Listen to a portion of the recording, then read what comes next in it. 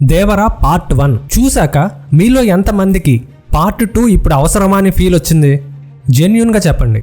అసలు కొరటాల గారు Devara only 1 మూవీగానే start చేసి షూట్ మధ్యలో 2 పార్ట్స్ చేద్దామని ఎందుకు డిసైడ్ అయ్యారో అని ఒక కన్ఫ్యూజన్ కూడా ఉంది. ఎన్టీఆర్ అండ్ కొరటాల ఇద్దరూ ఒక మూవీగానే చేద్దామని ఫిక్స్ అయ్యి స్టార్ట్ చేశారు. హాఫ్ వే ఆఫ్ షూట్లో కొరటాల గారికి స్క్రిప్ట్ ఎక్కడో పార్ట్ 2 కావాలని డిమాండ్ చేసినట్టు అనిపించడం అండ్ అది ఎన్టీఆర్తో డిస్కస్ చేశాక ఎన్టీఆర్ గారు కూడా ఓకే అనేయడంతో పార్ట్ 1 స్టార్ట్ చేశారు. అసలు దేవరా మూవీకి పార్ట్ 2 ఎందుకు? యాజ్ పర్ కొరటాల గారి పాయింట్ ఆఫ్ వ్యూలో మనం చూస్తే దేవరా పార్ట్ 1లో మనకి క్లారిటీ ఇవ్వకుండా ఆన్సర్ చేయలేని కొన్ని క్వశ్చన్స్ అలానే వదిలేశారు.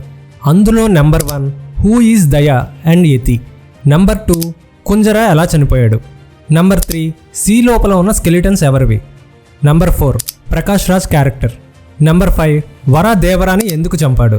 ఇలా మిస్టరీగా ఉన్న కొన్ని క్వశ్చన్స్కి పార్ట్ 2లో క్లారిటీగా ఆ సస్పెన్స్ని క్లియర్ చేద్దాం అనుకున్నారు కొరటాల. బట్ నా వరకు జెన్యూన్గా పైన చెప్పిన వాటిల్లో ఎక్కడా పార్ట్ 2 కోసం వెయిట్ చేసే అంత ఎగ్జైట్మెంట్ని కానీ ఆ వావ్ ఫ్యాక్టర్ని కానీ ఇవ్వలేదు.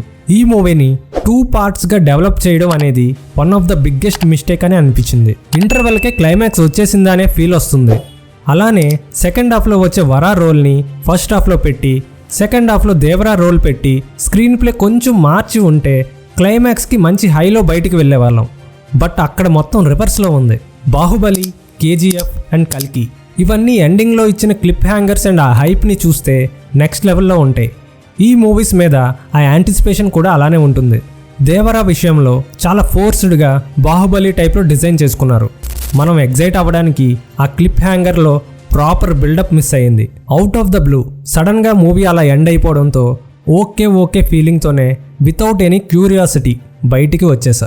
రీసెంట్గా ఇలానే కొన్ని మూవీస్ వచ్చాయి, క్యూరియాసిటీ లేకుండా ఏదో ఫస్ట్ పార్ట్ హిట్ అయ్యిందని దానికి సీక్వెల్తో వచ్చి బొక్కబోర్లా పడ్డాయి. ఎగ్జాంపుల్ పెద్ద కాపు, ముందే పార్ట్ 2 ఉంటుందని అనౌన్స్ చేసి పార్ట్ 1 వదిలేరు. కట్ చేస్తే రిజల్ట్ తెలిసిందే. ఇంకా స్కంద అండ్ డబుల్ స్మార్ట్ గురించి సెపరేట్గా చెప్పాల్సిన పని లేదు. ఒకవేళ పార్ట్ 2 చేసే అవసరం నిజంగా ఉంటే పార్ట్ 1లో క్యారెక్టర్స్ని ఒక రేంజ్లో ఎలివేట్ చేయాలి, just like KGF and Baahubali. But దేవరాలో క్యారెక్టర్ డిజైన్ కానీ ఆర్క్ కానీ చాలా లేజీ రైటింగ్ ఉంటుంది.